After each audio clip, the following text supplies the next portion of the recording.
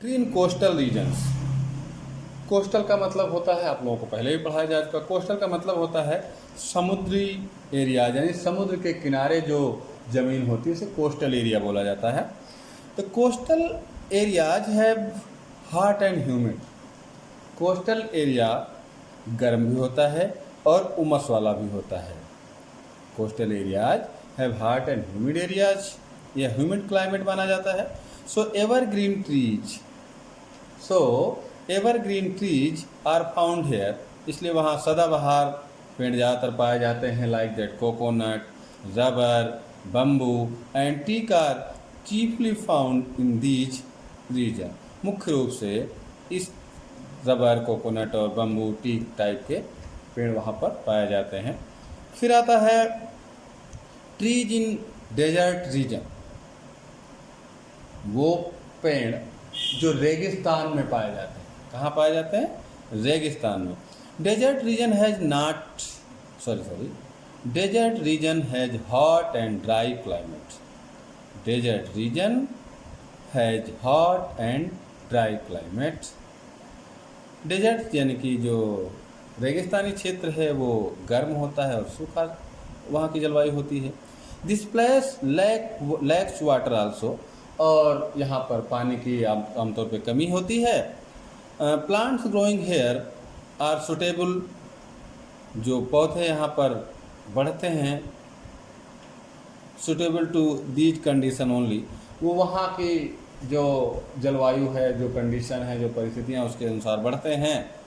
The trunk of such trees are thick, वहाँ के जो ट्रंक होते हैं पेड़ों के, जो वहाँ के पेड़ों के जो ट्रंक होते हैं वो थिक होते हैं, मोटे होते हैं। फ्लेसी एंड ग्रीन, ठीक है, वो थोड़ा सा चिकने और हरे होते हैं। एंड हैव ए वॉक्सी सरफेस, और उनकी जो सतह होती है वो वॉक्सी यानी कि मोम टाइप की होती है, यानी कि आप लोग समझ रहे होंगे गद्देदार होती है।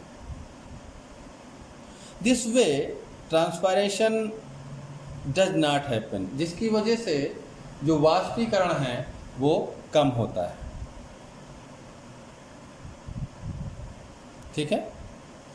Food is made in the trunk which contain chlorophyll, और वहाँ जो ट्रंक होता है वही फूड बनाता है, यानी कि खाने का निर्माण करता है। जैसा आप लोगों को पहले बताया गया है कि पेड़ों में जो पत्तियाँ होती हैं वो अपने खाने का निर्माण करती हैं, उसमें क्लोरोफिल होता है। तो डेजर्ट रीजन में जो इनका स्टेम है, ठीक है, ट्रंक है या स्पॉन्गी टाइप की लीव्स हैं, ठीक है, वही उसी के अंदर ग्रीन कलर होता है क्लोरोफिल की वजह से, और यही जो है भोजन का निर्माण करती है।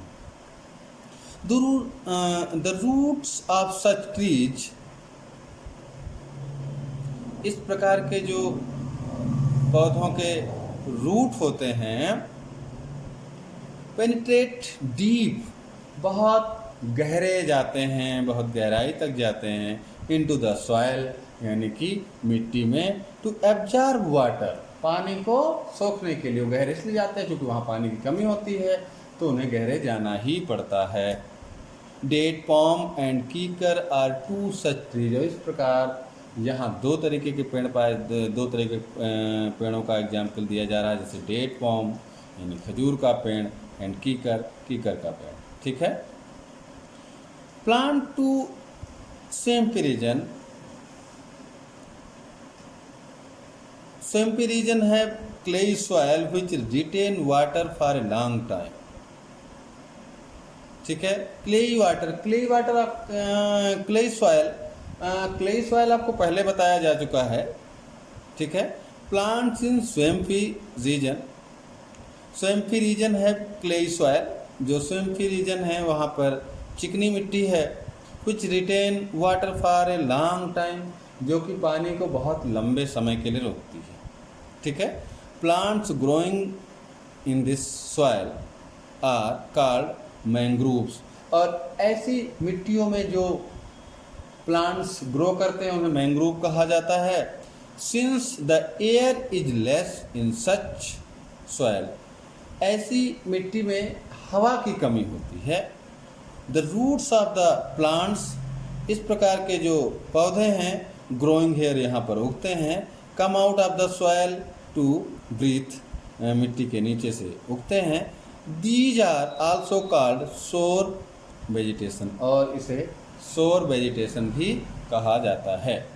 ठीक है।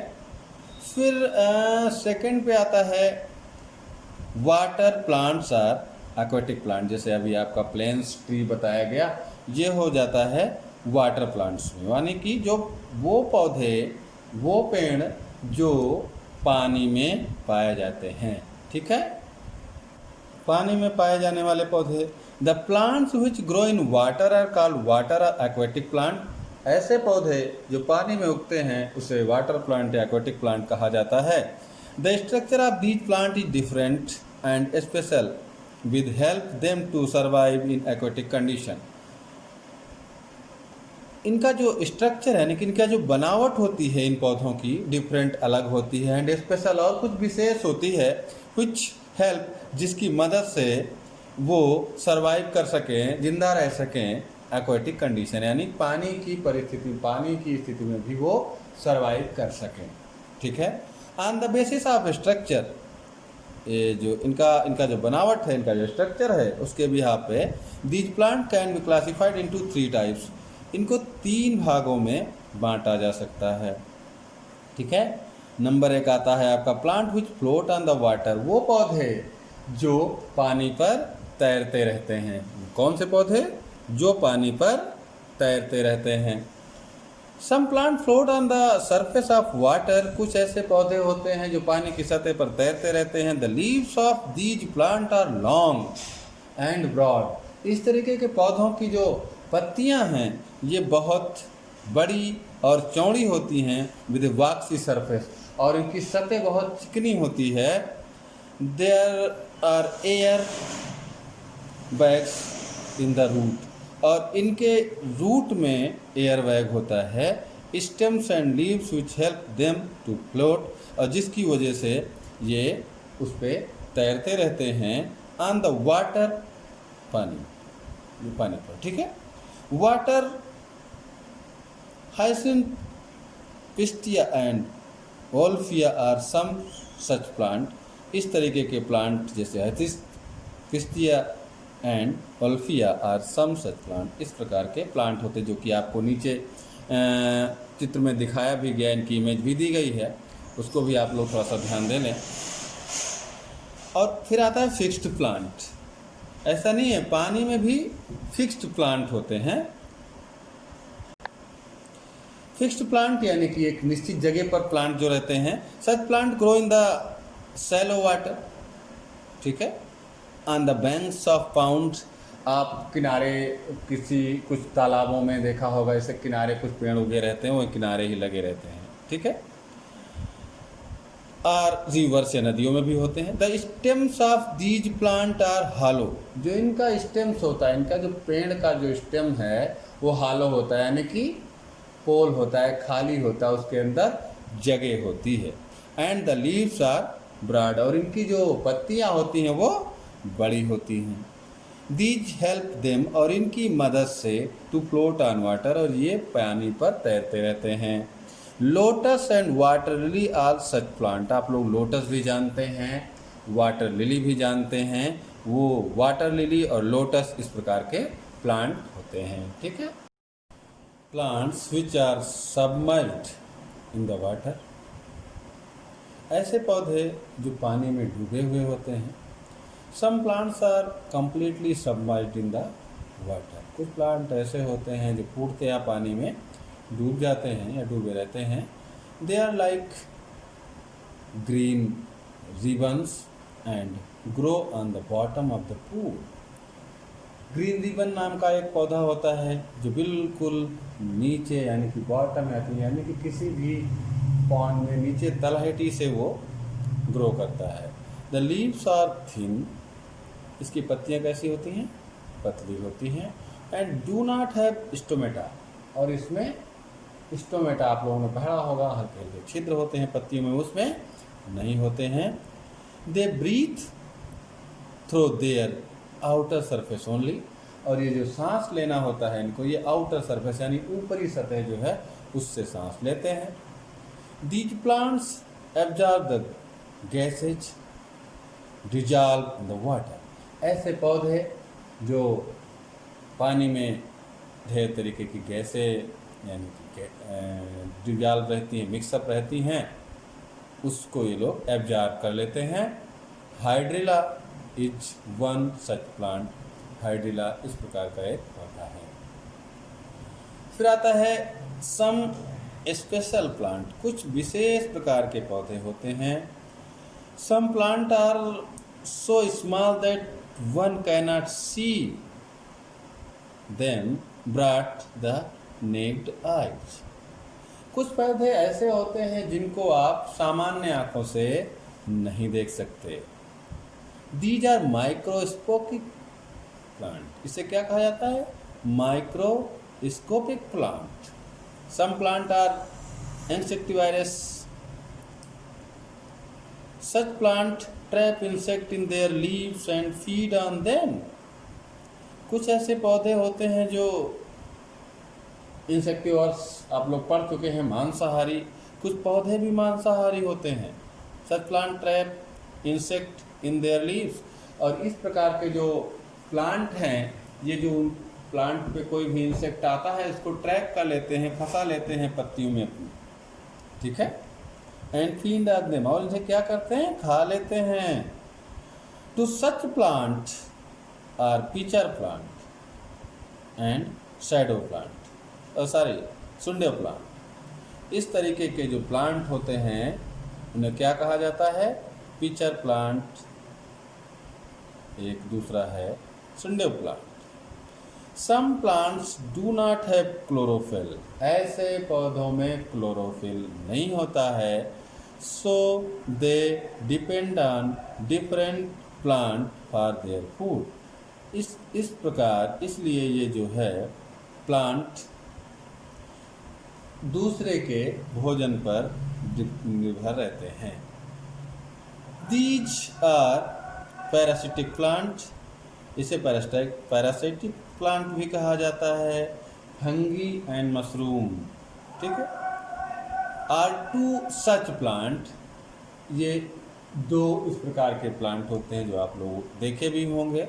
मशरूम तो उम्मीद करता हूँ सारे बच्चों ने खाया भी होगा, ठीक है। ये सब उसी से रिलेट करते हैं।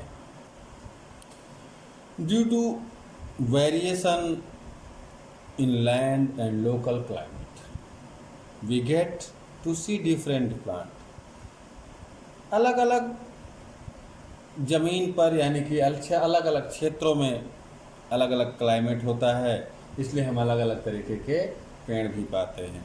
Plant which grow on land.